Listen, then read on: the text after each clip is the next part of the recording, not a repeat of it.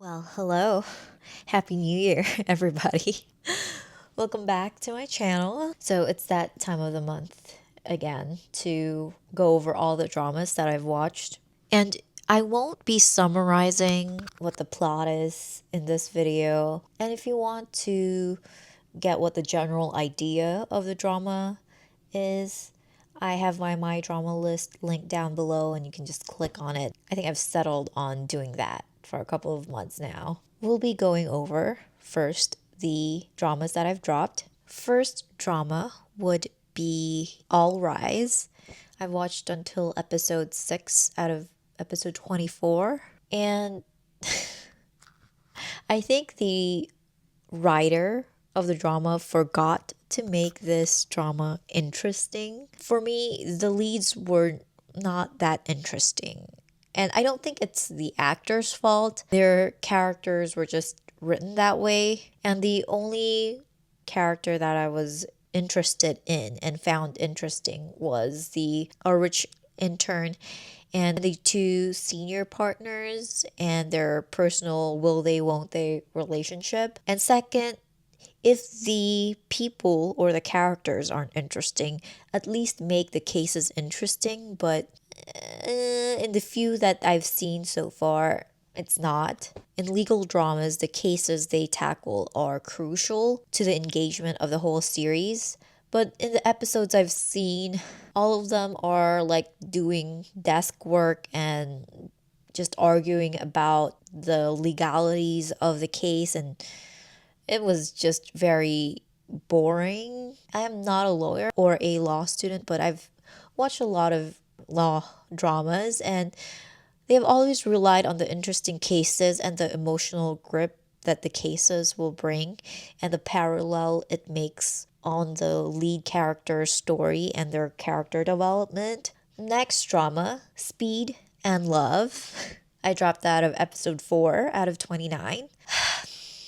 I think the drama was too idol drama-ish for me. And Esther, I like her acting, and I think it's because I'm still holding on to her performance on Love Between a Fairy and Devil, but it's fading away. And her acting's kind of getting on my nerves now. I know that she purposely does her voice that way. I know I have a customer service voice every time I work. Every time I answer the phone, I'm like, hey, this is so and so. How can I help you? I know everybody has that work voice, but I think she's getting more mature now, and I feel like people are tired. I'm not a core fan, I'm just a light fan, but I'm still a fan. It's just sad to see my affection for her fade away. For the male lead, I think there is a disconnection for me for what his character is on paper versus how they decided to style him and the way the actor tries to portray him. He's supposed to be this tough, rough, does racing in the night and underground fighting for a living guy. And I would expect him to have a rougher and tanner look because I believe they're in Thailand, supposedly. But visually, he's not convincing. He looks too pretty, he looks too polished. And in acting, I feel like he's posing most of the time because he tries to embody that character, but I don't think he's at that level of actually embodying the character to make him feel convincing enough for me. And I think it's also the vibes of the drama, but I feel like he's also trying a little bit hard to make it convincing that he's a tough guy. And the skin smoothing, I fucking hate it. Like, I like to see the powder and the makeup on the actors' faces. Let me see their nose line. I like to see the definitions on their face. I like to see the details on their makeup.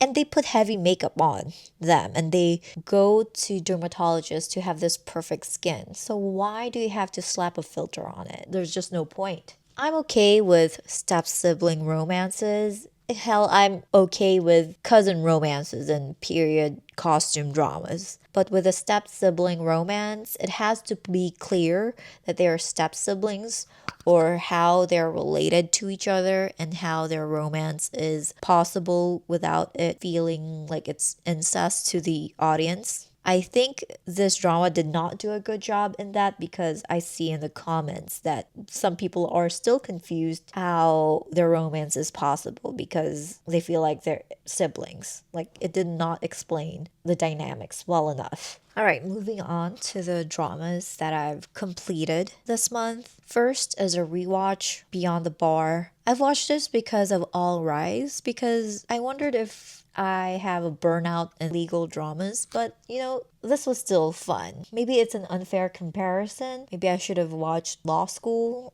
Anyways, this still hits so hard. I love the cases, I love the themes, and I love how they chose to explore them. And even though this moral stance in this drama is very clear, it doesn't seem that aggressively pounded on the audience while watching the drama. And of course, I love the chemistry. I love the progression of the romance, the subtle romance in this drama. I love the conversations they have, and I wish they made a season 2. And I'm rating this 9.5 out of 10. Love on the Turquoise Land. I really loved the chemistry between the leads. I think it's one of the best in C-Drama Land this year. They were just a sexy couple. The beginning was good, especially when they filmed in real physical locations. And I love how they put an effort into finding aesthetically pleasing locations to fit the overall vibe of the drama. But the latter part of the drama involved a lot of CG, and sometimes it just looked red on screen. It didn't look good, it made my eyes hurt a lot. I wish they were more imaginative and creative and spent more money and effort in those CG scenes. I like that it's a fantasy but also involved science and explaining like the real identity and history of those mystical creatures that they were fighting. I think it was explained pretty well, though it just leaves a lot more questions too. And did they really have to add the amnesia plotline? I really hate those. And even though the drama acknowledged that it's cliche, amnesia is just like a drama, they could have not put that in, like instead of being self aware. So overall, I rate this 8.5 out of 10. So good. And definitely showed a new side of Raba and Chen Jingshu. Second chance romance. What the hell was the whole purpose of the drama? I'm sure they thought of the ending like in the middle of when they're writing the drama, and for some reason this felt so unsatisfying. I really liked the non dramatic style of storytelling and writing, but there has to be like an emotional release when there is so much restraint showed on screen. So it would at least feel cathartic to the audience when they're watching like a really calm and subtle drama. The main characters are just too calm. And I think the true winners in this drama are the exes, like the ex-fiance of the male lead and the ex-boyfriend of the female lead's best friend. Like all avoided red flags. Good for both of them. And I definitely do not recommend. If you want a full, unscripted, unfiltered review on this drama, I made a video on it. So if you want to watch, but I rate this 6.5 out of 10. Next, Heroes Next Door. I really liked it. It was fun, and I definitely wouldn't mind a season 2 because there are loose strings that need to be like tied from the case. And I think the veteran actors are great, and like I said in the last monthly video, the weakest link was our youngest. It seemed like he couldn't keep up with the chemistry of the veteran cast, but he didn't have that much screen time, so it didn't bother me that much. So I rate this 8.5 out of 10. Lurid Katia, sorry if I said it wrong. And I think this was such a experience to watch, and I haven't felt that in watching current dramas recently. First, the leads were so good. They were definitely at their peak. Their chemistry was amazing. I think this is the best chemistry. Well, yeah, I think this is the best chemistry that male lead has. The other one I watched is the one he did with Davika, and the one 2000 drama, which was Priscilla, which was barely visible.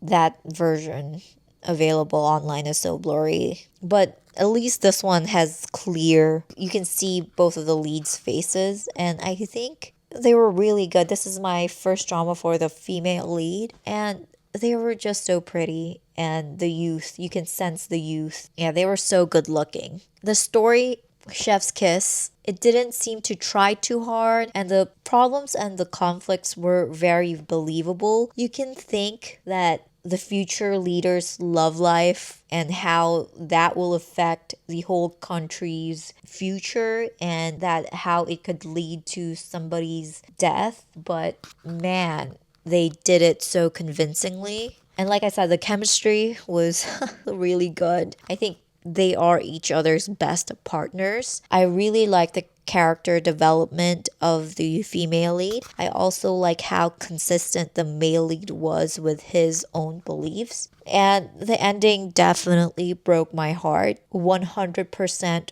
recommend. I rate this 9.5 out of 10. Like older Thai dramas in fictional settings. Love, love, love. Next, Paen Rai Long Thai Wa Rak. That was a mouthful to say. This was such a mess, okay? I think I just want to erase my memory of this drama. The slap kiss romance just felt cruel. The leads had chemistry, but the whole thing was such a mess that I cannot feel for the couple at all. And I think the whole thing was just foolish. The only character developments I like were from the younger brother of the female lead and his wife, who are the cause of all this trouble. And I liked how their friendship genuinely developed. Other than that, I didn't like this drama, which is odd because this is one of the few highly rated slap kiss romance, and this just left me confused why people like this drama at all. And I rate this 4 out of 10. Long Ngao Jun. This is another mess that I want to forget. I really hated the male lead being portrayed as an eligible bachelor because he owns a company and he's a talented artist, but he doesn't do shit. Like, he doesn't work, and when he paints, it's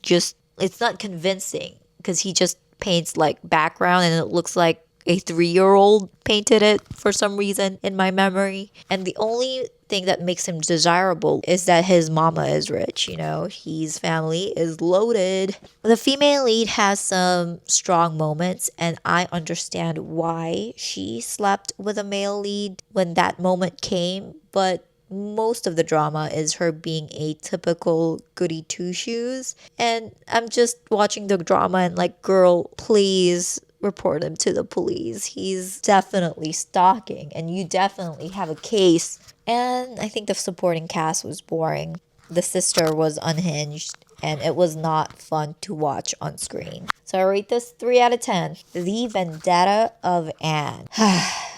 I was expecting a more tighter and logically crafted plot since they set up the male lead as a great strategist, but he seemed to plan things when others act first. Something needs to happen before he can execute his plan. He's going to wait for the emperor character to take over Chang'an from our main antagonist Yan Feng Shan, because he prepared 2 scrolls just in case like either situation happens.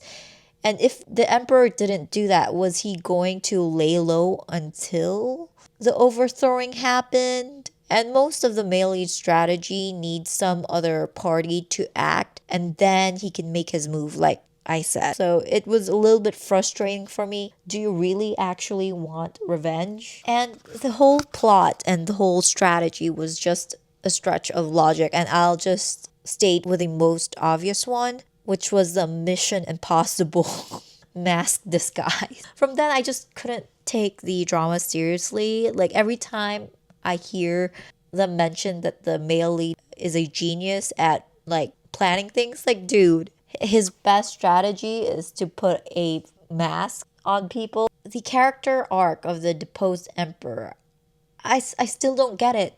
I still don't understand. They try to make him like a crazed murderer, like he acts on impulse to murder people.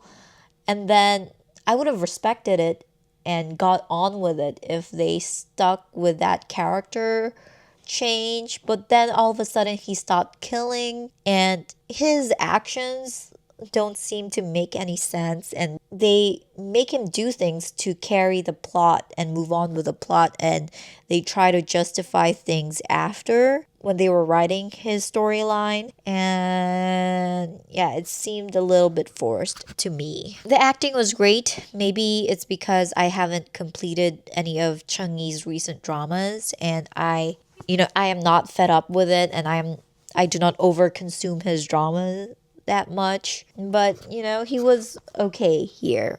The veteran actors are great. Nothing new was shown, but they put a lot of depth and weight on the drama. The standout to me is the actor that played the general that was disabled, Gu Yu. He caught my eye in Serenade of Peaceful Joy, of course, as the eunuch, and the recently really popular drama Blossom, where he played the crown prince.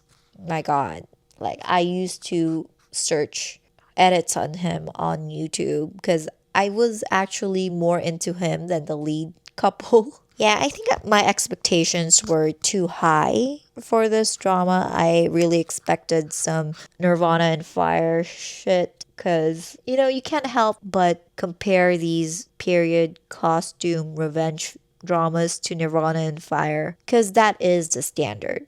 So it was disappointing, but it's still watchable if you're a fan of the actors or you want to watch great acting from the veteran cast. So I rate this 7 out of 10. Strange Chronicles of Tang, or Strange Tales of Tang Dynasty 4. I think I'm already burnt out of this drama. I think this did it for me. I am getting tired of the series already. And it's not because of the drama itself. I just hate long series. I didn't even watch Taxi Driver season 3 for the same reason. I think I'm just getting tired of the same characters and same concept all over again. I think the first case, there were only 2 cases in this drama, but the first case was the most interesting. I don't know if I want to watch the next season. They should be cranking up the developments of at least one of the couples in this relationship. Like the male lead and his girl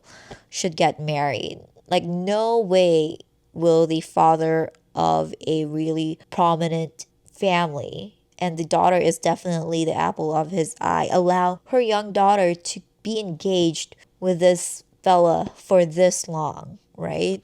No freaking way. So, despite all that, I still rate this 8 out of 10. Next, I rewatched The Trunk. I watched this because of Seo Yeon-jin's new drama, Love Me. And I wanted to watch a drama with like a similar vibe, at least. And this is my second time watching this drama. I realized in my second time watching that it's just 2 people or 3 people just trauma bonding with each other in a good way, This drama made me feel like Seo Yeon-jin and Kwon Yu are just in a different tier bracket in terms of acting. They're definitely the S plus or A plus plus plus plus plus actors. The dialogue in this drama is not normal or everyday language, and the nuance is like really weird. And they carry the drama and they have most of the screen time, and there is not an ounce of awkwardness when they're doing a scene or when they're saying the dialogues to each other, which I found to be a problem with the supporting characters that have the other majority of the screen time. It kind of felt awkward, especially for the second male lead. I find myself cringing sometimes every time he says those lines. It really made me realize how good the two leads are. I would still say that the explicit scenes are definitely not needed. Like, I don't want to see two people having sex when I'm watching a drama. I'm sorry. Ooh. And I think this is a unique drama in both of the leads' filmography, and I would definitely watch this again if I'm in the right mood. So I'm rating this 9 out of 10. Next, moving on to the dramas that I am currently watching. Love Me. The drama is just a punch in the gut. I would definitely not watch this drama except that it stars one of my favorite Korean drama actors, Seo Yeon-jin, and I feel like I'll do anything for her at this point. At its core, it's a family drama, and for me it just pushed the right buttons, and never has a drama made me feel this emotionally unstable ever. I never cried so hard. I never been annoyed, and I've never felt this type of guilt before when I watch this drama, because the relationship dynamics in this family is just like mine. The fact that she's the oldest and I'm the oldest and she has a younger brother. I mean, it just hits so close to home, and I definitely wouldn't be watching this, except that, of course, for my queen, Seo Yeon-jin. Looking at the preview for episode 5, I don't know if I like the direction that the drama is going. I gotta see it through. And yeah, I'm looking forward to the drama. I don't know how I feel about the father's romance. I really liked the father and his leading lady, their romance in Stranger. I think that mature middle-aged romance was really well played there. And I watch the edits on them on YouTube online all the time. But I don't know if I like what the vibe of the relationship in this drama is for me. For the younger brother, I'm just waiting for his romance with Taehyun to really take over, because I'm already annoyed with him and his relationship with his soon to be ex girlfriend. So, anyways, I rate this 8.5 out of 10. Next, Pro Bono. I like the first case, and I think that set a really high expectations of the drama, which it should. The first case is always important, but the next few cases had like a unique premise, but the ending and how they wrap the case up is a little bit over the top and too dramatized for me. Yeah. Mm-mm. But it's very fun. I really like the relationship dynamic of the whole team. I want to know how the drama is going to tackle its main conflict. I don't know if I want a romance to develop between our male lead and our rookie lawyer, but I'm 50-50. Yes. So I rate this 7.5 out of 10. Shine on Me. I think I'm watching this because I just need a contemporary Chinese romance drama to get by with life. It's like, eating breakfast, even though I don't eat breakfast, or having your daily supplements. For me, this is this is one of my routines. I don't think the drama is successfully diving into the lore or story between the female lead and the second male lead that well. I cannot get into the emotional journey stance of both the characters involved. Like, you weren't dating, it was a young college puppy love. And like I said, they didn't even date. But why is there so much yearning and that much lingering feelings towards each other? I just don't understand. And why is there so much entitlement from the second male lead? Like, he didn't actively pursue her. It was, yeah, he was just a cowardly character. I would get it if he's like, don't listen to the rumors. I like you. Why don't we date? But he just is all talk and no action. Like, what does the female lead owe him? And I wish the female lead would stop feeling guilty towards the second male lead. Like, yeah, girl, you did nothing wrong, at least to him. And he's acting like he owes her something because first he did not confess his feelings. He's mad at the female lead for not reciprocating his feelings or not keeping his promises when he himself did not say anything. I'm just so confused about the feelings between them. Like, it doesn't make sense. Despite the drama showing the college days, they did not convince me of the emotional bond that the female lead and the second male lead had together. So, yeah, it's not convincing at all. The skin smoothing is bad.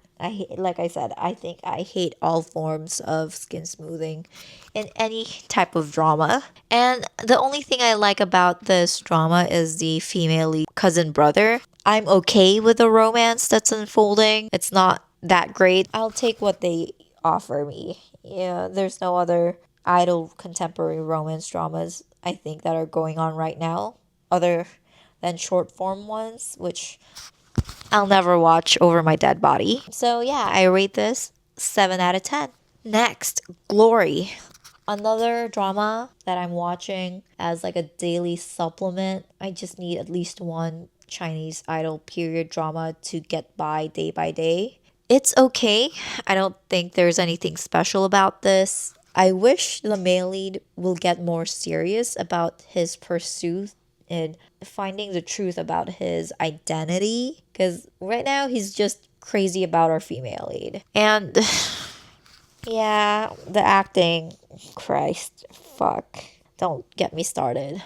Headache. I rate this drama 7 out of 10. Just going on a tangent. I don't think I can watch another Xinsha drama unless there's something really special about it. And that is the reason why I'm not watching The Unclouded Soul. And I think that drama has the same male lead as this drama. So, do I want to watch a male lead twice in a different drama? I think it's just overconsumption, guys. I'm burnt out. Next, it's not a drama, but it's a variety show that I'm currently watching.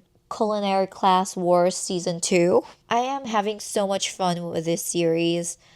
I think it's much more fun than the first season. I see a lot of familiar faces from another variety show that I'm watching on a weekly basis, which is Please Take Care of My Refrigerator or Chef versus Fridge. I really hate the fact that I can't watch it in one go because the cliffhangers so infuriating. I know everyone is in love with Chef Song Jong-won. I'm in love with him too. He's a darling.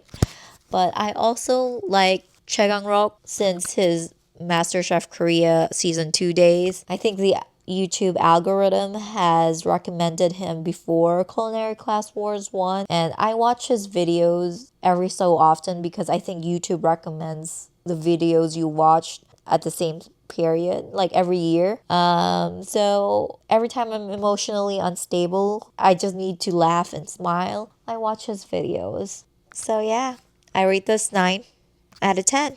I think that's it, which is odd. It's 17 dramas. My average is usually 20 or 22. I